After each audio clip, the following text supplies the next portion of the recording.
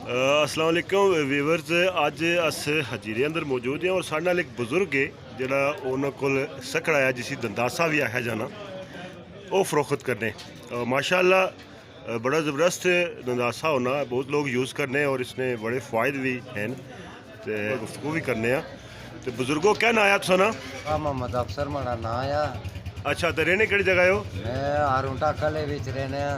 अनोटा कले च रहने हो। तो ये जेह्ड़े तुसां कोल दंदासा आ, ये कितने अरसे ती फरोख्त करने हो तुसां? ये तकरीबन 2 महीने हो गए फरोख्ती करने आ।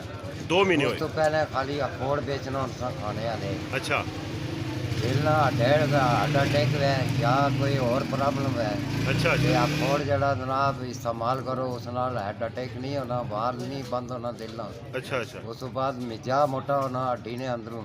अच्छा उस तो बाद दिलेगी जड़ा बड़ा सुकून मिलना है। अच्छा अच्छा और ये जड़ा लोग उमूमन आखने जी इसका तेल है, ये तेल पूरे आन जाने फिरना अच्छा। मेरे काफ़ी बीमारियां का खात्मा है। एक मतलब बारे भी कुछ जानने हो तुसां हैं? हिकमत में बारे ये जड़ा सकड़ा है दंदासा जिसी आखने इस नाल दमा रोका सांस ये आज़ाद होना है, इस नाल बीमारी खत्म होनी, इस नाल दंद चिट्टे हो जाने, होठ रत्ते हो जाने अच्छा अच्छा अच्छा और कीड़ा नहीं खत्म हो जाना, दंद ही कीड़ा लगना हुआ वो खत्म हो जाना।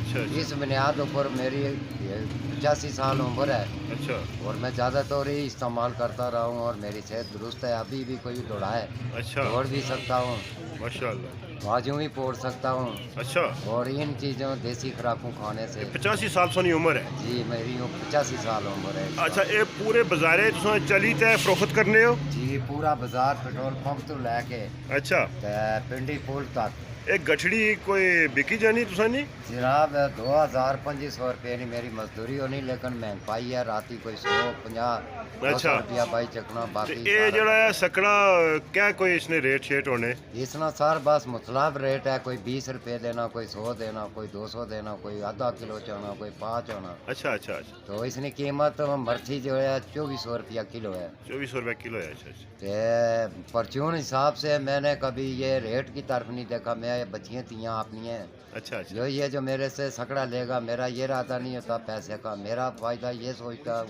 कि पब्लिक खिदमत खलक है, मुझे खिदमत आखिर खाना। में अच्छा, काम देगी। सुन्नत नबी भी है ना? जी सर यही मेरा शौक़ है, तो इससे फ़ायदा भी होगा मेरा। अच्छा अच्छा और मैं भी दुआ करता हूँ मेरे से जो ये धंधासा इस्तेमाल करता है अल्लाह उसको सेहत दे। अच्छा, उसका ते ये जो अखरोट ही तुसां सेल करने हो सीजन च? जी सारे हर सीजन ने विच 40-50 हज़ार ना अखोड़ अच्छा सूदिया जाना, दबई जाना, अच्छा, हाजिरे के लोग खाते हैं जी। माशाअल्लाह माशाअल्लाह। और ज़्यादातर जिन लोगों को हार्ट अटैक होता है वो मांग करते हैं ज़्यादा अच्छा अच्छा, कि जी मुझे दो ते मुझे। पौधे आपने लाने हो जी तुसां? जनाब हर साल ने भी 5, 10, 12 बूटे लगाने पड़ते हैं मैंने। अच्छा, अखरोट ने? जी सर मेरा पूरा जो 22 कनाल ज़मीन है उसमें तमाम अखरोट ही अखरोट है। अच्छा अच्छा तो यही मेरा शौक़ है, हर फल फूल लाना हर साल ने भी, क्योंकि अच्छा हदीस के अंदर मैंने पढ़ा था किसी दौर में कि जो आदमी 10 बूटे लगाएगा वो हज का मतलब का मिलता है। माशाअल्लाह। इसलिए हर साल में मेरी शौक होती है हर फल का बूटा लगाता हूँ, लोग भी खाते हैं मैं भी खाता हूँ। नाजरीन ने 85 साल ने बुजुर्ग है और अस तुसां अग्गें ये रिक्वेस्ट करसां कि इन्हां नाल तावन करो। बहुत शुक्रिया।